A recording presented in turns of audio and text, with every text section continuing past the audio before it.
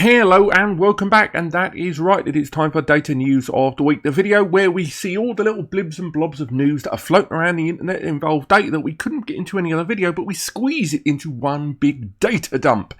First and foremost this week, we got to talk about it, QNAP and vulnerabilities. It does seem to be something it feels like we talk about this every other month, doesn't it? QNAP has another reported vulnerability, but as with other vulnerabilities before, it's not quite as clear cut, at least as far as ones within the last year or so. And although it has been reported online in numerous sources, I do think a little bit of context is necessary because, yes, although QNAP is certainly, the big target when it comes to a lot of ransomware and malware and vulnerability attackers, it has to be said that the way it's been presented online a lot of the time needs a little bit more context than I think it's getting. So let's go through everything right now. So first and foremost, this new one, this PHP vulnerability. Now, this is something which, to QNAP's detriment, I might add, they knew about 3 years ago. Now, they knew about it not because it was inherently a vulnerability to them, because it was a vulnerability to the components that are built within their software. A lot of NAS platforms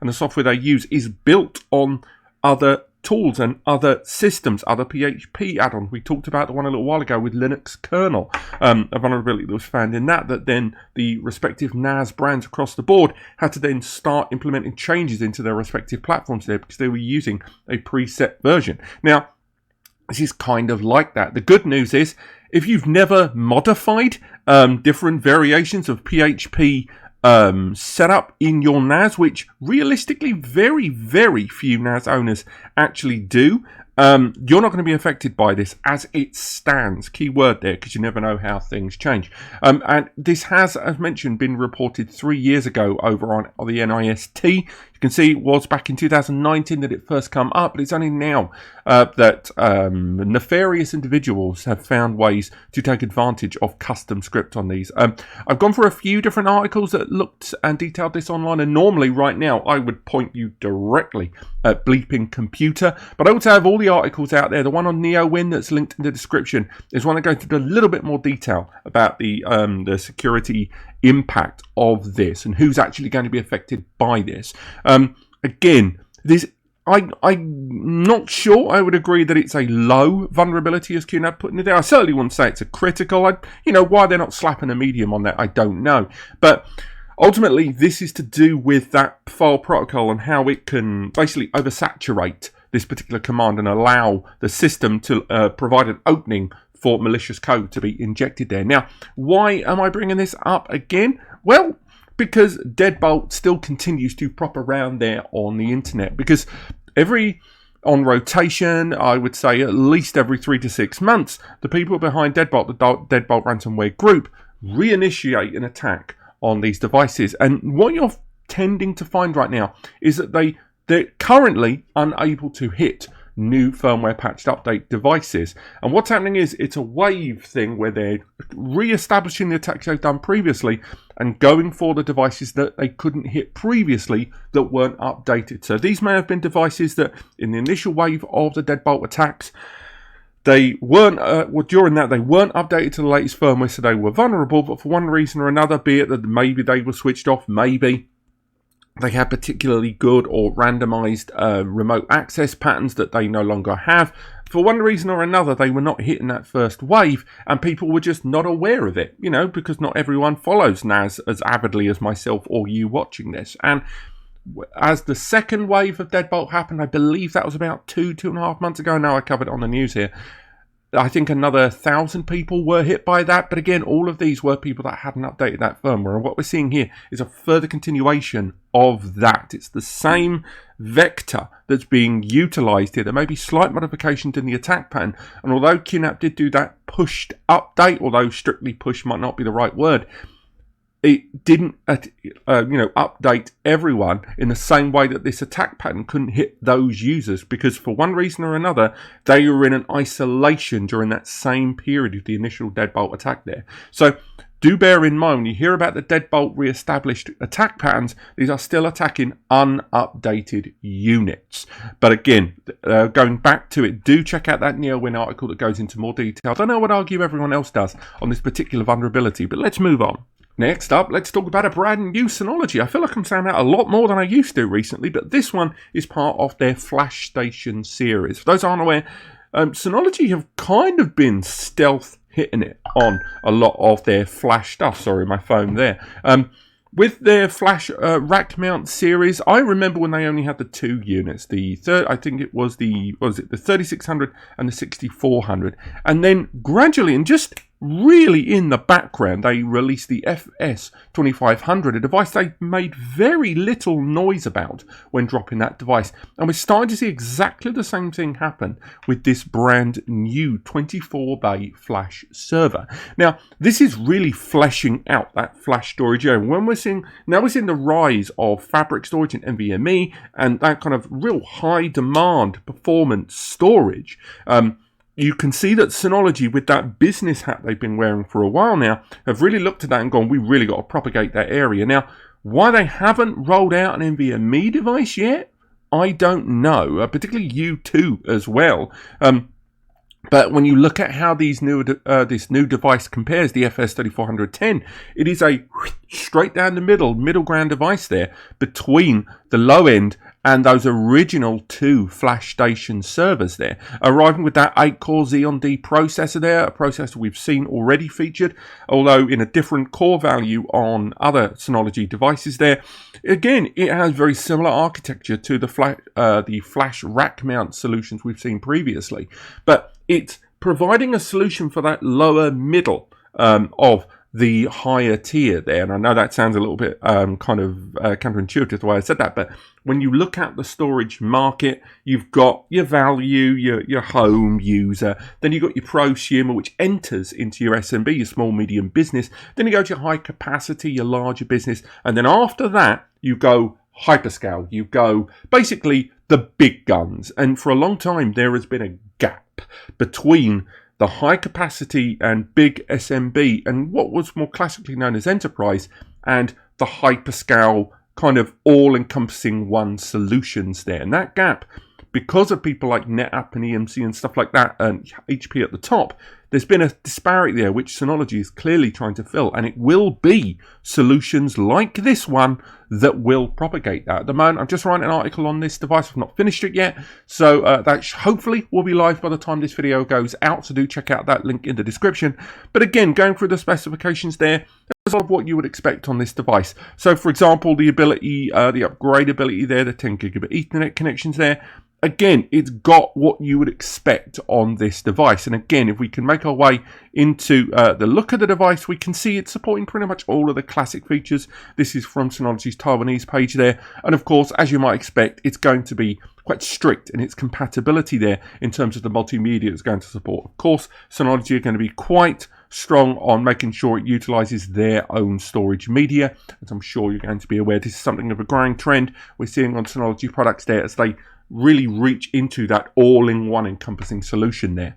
Next up, we've only just got used to the idea of PCIe 5, and we sort of accepted that PCIe 6 was going to happen eventually, but now we are talking about PCIe Gen 7. I mean, come on, slow down everyone, for God's sake, let's stop and smell the roses a little bit. But you know, PCI SIG there, they have started detailing the theoretical and practical, in some cases, specs of PCIe 7. They did a whole big development conference there where they went through all of the details. It's been I kind of listed a lot online there, but let's face it, you want to get straight down to the nitty gritty. You can go to their own press statement on this linked in the description. Talked a little bit about power and a little bit about encryption as well, but predominantly it's going to be about performance. Let's be straight up about that. There's lots of slides there detailing a lot about the speed performance across each of the different cross sections of speed. They do take a little bit of time to talk about power efficiency as well, because let's be realistic about this. At this level, a PCIe Gen 7 x 16 slot is going to be monstrously absorbent in terms of its power consumption, and that is without some high-end GPU card in the future that some Ethereum miner is going to want to slam in their PC down the line, and a power supply there that's going to have to arrive on its own UPS truck. But when you break down into how the different speeds are broken down into each of the lanes, you can see that this is where we are currently and commercially PCIe Gen 4. Before the end of this year, you will start to see formally and a lot more PCIe Gen 5 solutions here, but right there down at the bottom, and we will look at the timeline in just a moment, there is an enormous number. I'm going to have to zoom that out because I'm sure my picture is in the way. 512 gigabytes, not gigabits, gigabytes per second at the times 16 on a PCIe Gen 7 slot there across the lanes. Now, if you look at the timeline there on screen, again, we are sat just over here, and you can see there the birth of PCIe Gen 4 and 5 there that we're looking between. A PCIe 6 on the timeline being unveiled right there towards the latter half of 2022. So when we're looking at these two performance points here, you can see the predicted rise versus the practical and realistic rise of PCIe Gen 7 there. So we are still looking at a few years away, of course, but the fact that it's been spoken about now only kind of underlines just how fast things are moving in this area. So this is going to affect everything. Upgrade cards, SSDs, GPU cards. So again, keep an eye on these things, and next time you hear about me talking about PCIe Gen 8, which I'm sure will be in about 8 minutes, then look out for that. And finally, one for the gamers. Were you one of the people that got hold of a Steam Deck when they were first launched? Let's face it, stock levels like a lot of modern consoles right now are not exactly high. And out there right now, between scalpers trying to make the most out of these things and hardware shortages, and again, we have a video on that next week, it has to be said that not everyone's got their hands on a Steam Deck, but people that have complained somewhat about the storage inside, because the largest capacity storage drive you can get in the Steam Deck is 512 gigabytes, with the lowest one arriving, I believe, on still the £400 to £500 RRP, but definitely changing hands for more than that, model being 64 gigabytes, which in terms of modern gaming scales is frankly pathetic. So a lot of people were looking at upgrading it, and as mentioned in our Data News of the Week video, which feels like the better part of a year ago, Valve were very keen to make it clear very early on that if you did want to upgrade the storage on your Steam Deck, doing so, although it was possible, was actually quite complicated because you had to take a lot more of it apart, and it wasn't like sticking in a memory card there. Now, this is where we get to Belly Jelly.